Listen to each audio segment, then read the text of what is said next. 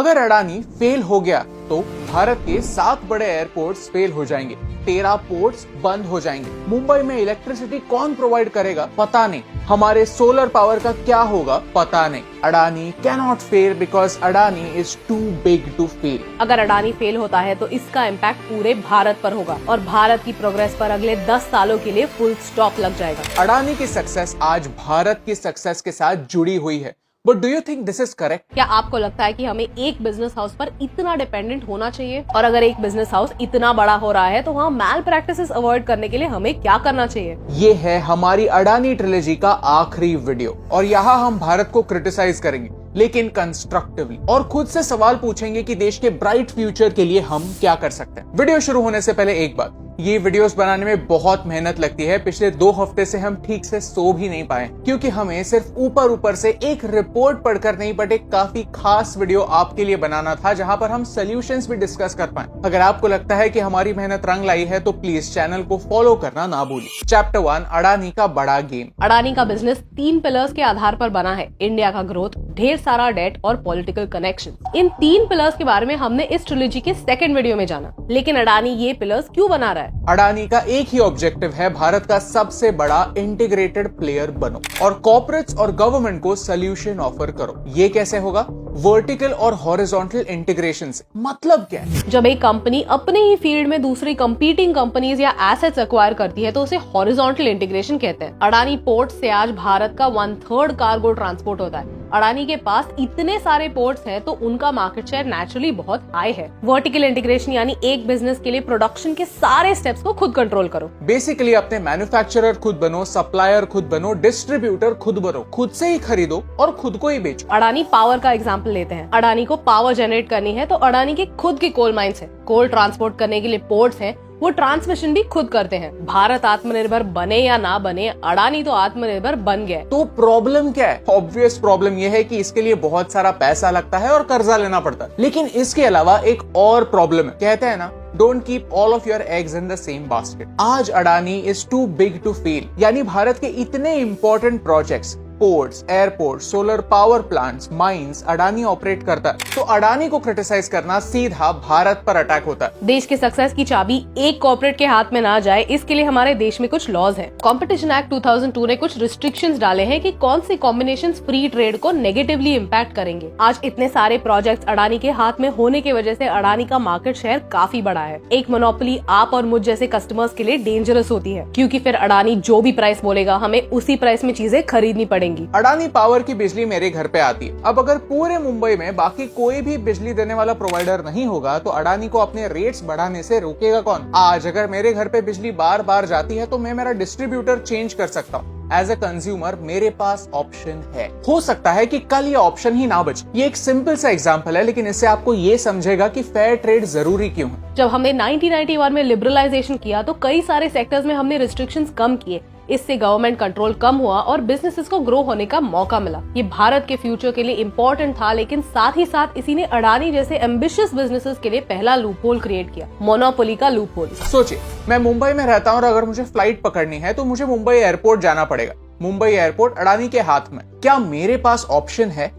नहीं। बड़े प्रोजेक्ट्स में ऐसा ही होता है। That's why we need to be careful. Chapter 2, पैसों की हेरा फेरी। अगर आपको एक शहर से दूसरे शहर जाना है, अगर आप गूगल करेंगे तो 2 रास्ते दिखते हैं। एक है लॉन्ग कट जो हाईवे से होकर गुजरता है लेकिन बीच में टोल पड़ता है, और दूसरा है शॉर्टकट जो आधा टेढ़ा है लेकिन बीच में टोल नहीं पड़ता। ज्यादातर जुगाड़ू इंडियन सेकंड रास्ता प्रेफर करेंगे। वैसे ही किसी भी बड़ी कंपनी के लिए इस टोल का मतलब है टैक्सेस, जो भारत में काफी हाई है, तो ये कंपनी शॉर्टकट लेती है। हिंडनबर्ग का रिपोर्ट कहता है कि अडानी अपने आप में ही पैसा घुमाता है। किसी भी लॉ के हिसाब से रिलेटेड पार्टी ट्रांजैक्शंस इलीगल नहीं है। इम्पोर्टेंट ये है कि एक सिंपल सा फंडा फॉलो हो, FMV यानी fair market value. Suppose Adani ports Adani Wilmar से रिफाइंड ऑयल खरीदता है लेकिन उनसे होलसेल प्राइस से भी 50% ज्यादा डिस्काउंट लेता है, तो ये फेयर मार्केट वैल्यू नहीं है। इन सारी कंपनीज का नाम अडानी जरूर हो सकता है लेकिन असल में in the eyes of law ये कंपनीज अलग अलग एंटिटीज हैं। आप ऐसे सोच सकते हैं कि ये एक परिवार नहीं, एक सोसाइटी है जिसमें अलग अलग लोग रहते हैं और अपना अपना धंधा करते हैं। अब रिलेशन के तौर पर एक दूसरे को थोड़ा सा डिस्काउंट देना आम बात, लेकिन अगर मैं मेरे पापा के बर्थडे के लिए कोई वीडियो बना रहा हूँ और मैं उनसे पैसे चार्ज नहीं करता तो वो अलग बात है। वैसे यहाँ पर नहीं चलेगा। क्यों नहीं चलेगा?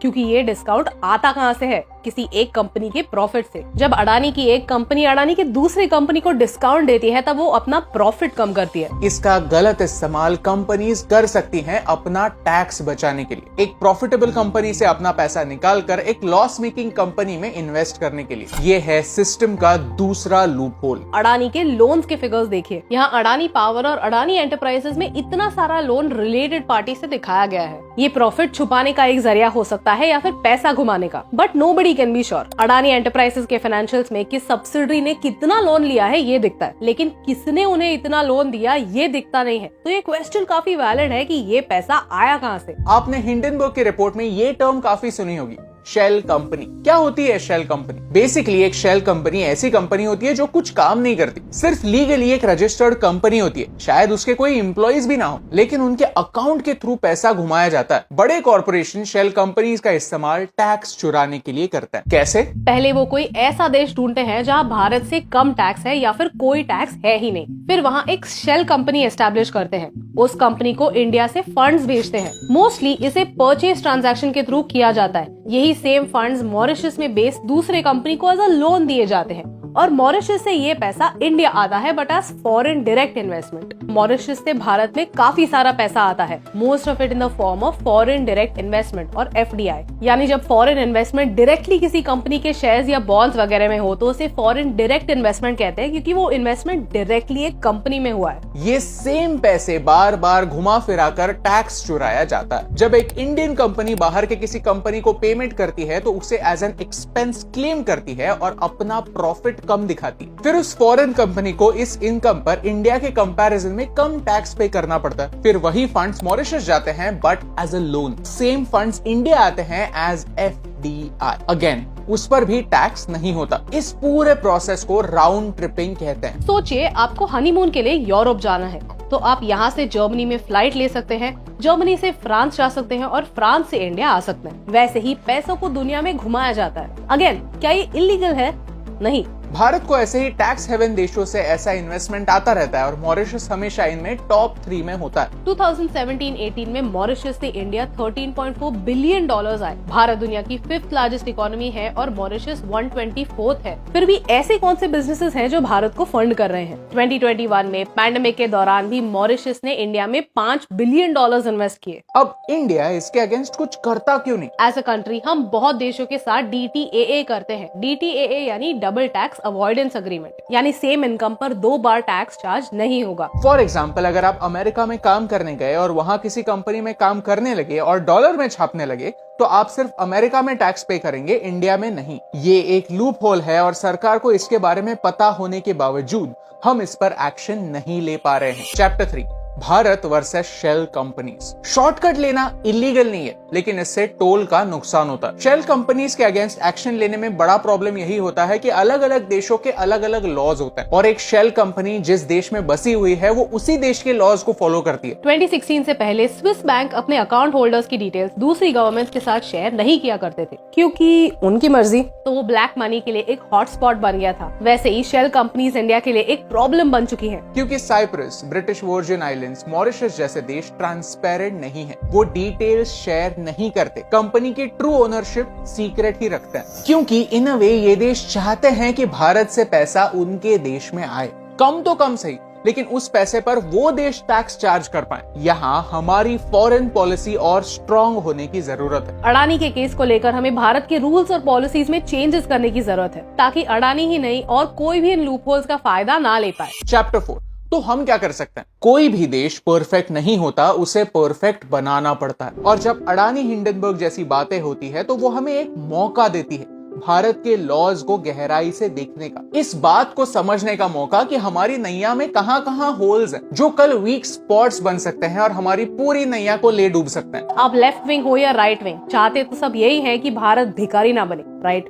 वीडियो के सबसे इम्पोर्टेंट पॉइंट पर आते हैं और देखते हैं कि हमें कहां इंप्रूवमेंट करनी होगी। Number 1, disclosures. हिंडनबर्ग का रिपोर्ट कहता है कि अडानी अपने रिलेटेड पार्टीज को प्रॉपरली डिस्क्लोज नहीं करता और अडानी कहता है कि लीगली जो रिक्वायर्ड है वो सब अडानी करता है। सच यही है कि हमारे अकाउंटिंग स्टैंडर्ड्स में एक लूप होल है जिसे अडानी एक्सप्लॉइट करता है, और सिर्फ अडानी ही नहीं, बहुत सारी कंपनियां यही करती है। सेबी ने खुद कहा है कि फैमिली बिजनेसेस इस लूप होल को एक्सप्लॉइट करते हैं। सेबी ने 2019 पर इस पर एक्शन लेना स्टार्ट किया और 2021 में रूल्स और स्ट्रिक्ट किए। ये रेगुलेशंस और स्ट्रिक्ट होने पर रेगुलेटर्स और जल्दी एक्शन ले सकते हैं। नंबर 2, शेल कंपनीज के रूल्स। शेल कंपनीज को रोकना और अल्टीमेटली इस शेल कंपनी से किसे फायदा होता है ये प्रूव करना काफी डिफिकल्ट हो जाता है। But there is some good news. Adani के केस में मॉरिशस के मिनिस्टर ने कहा है कि वो सेबी को फुल सपोर्ट करेंगे, जो भी रिक्वायर्ड डॉक्यूमेंट्स है वो सबमिट करेंगे और डिस्क्लोज करेंगे। ये भारत के लिए एक गुड न्यूज है, क्योंकि इसका इस्तेमाल बाकी के शेल कंपनीज को ट्रैक करने के लिए भी हो सकता है। इससे सिर्फ अडानी की ही नहीं, बाकी की शेल कंपनीज भी सामने आ जाएंगी। भारत को अपने सारे टैक्स अग्रीमेंट्स देखने की जरूरत है, ताकि अगर उनमें कोई सुधार लाने की जरूरत है तो वो लाए जा सके।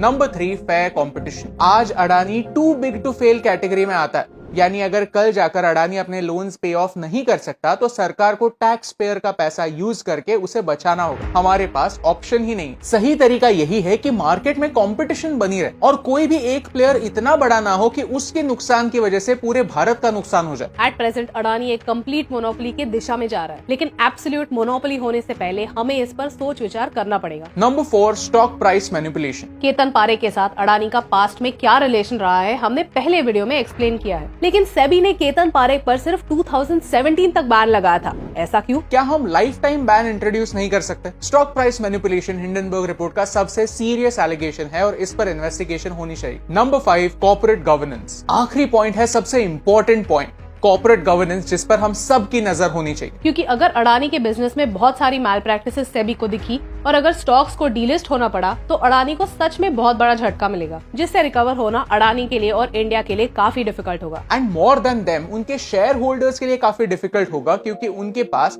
शेयर बेचने का मार्केट ही नहीं होगा। भारत में कई बिजनेसेस फैमिली रन बिजनेसेस होते हैं, जहां सारे बड़े रोल्स एक परिवार के लोगों में ही बांटे जाते हैं। अक्सर हम देखते हैं कि बिजनेसेस बड़े होने पर उनके मैल प्रैक्टिसेस को अनदेखा किया जाता है। एक्चुअली सिचुएशन उल्टी होनी चाहिए। भारत में कॉर्पोरेट गवर्नेंस के रूल्स तो है, लेकिन उन्हें फॉलो करना कम्प्लीटली कंपनी पर है। सो अगर कंपनी कहती है कि उन्होंने ये रूल्स फॉलो किए हैं तो किसी के पास कोई मैकेनिज्म नहीं है चेक करने के लिए कि वो सच में फॉलो हुए हैं या नहीं। कंपनीज और उनके प्रैक्टिसेस पर नजर रखना हम सबकी रिस्पॉन्सिबिलिटी है। जो कंपनी स्टॉक एक्सचेंज पर लिस्टेड होती है उसे अपने फाइनेंशियल्स पब्लिकली सामने रखना जरूरी होता है। हम स्कैम्स होने से पहले ही उन्हें क्यों नहीं रोक सकते? ये सवाल इंपॉर्टेंट है। अगर आपको इस वीडियो से वैल्यू मिली, कुछ नया सीखने मिला, तो इसे अपने दोस्तों के साथ शेयर कीजिए, क्योंकि सच तो यह है कि हमें एज अ कंट्री अडानी के इस इशू को लॉन्ग टर्म पर्सपेक्टिव से देखने की जरूरत है। ये सोचने की जरूरत है कि हम आगे जाकर ऐसे इंसिडेंसेस परमानेंटली कैसे रोक सकते हैं, लॉज में कैसे सुधार ला सकते हैं और देश को एक सस्टेनेबल ग्रोथ की राह पर कैसे ले जा सकते हैं। सच तो यह है कि अडानी सही है या गलत, ये लोगों ने ऑलरेडी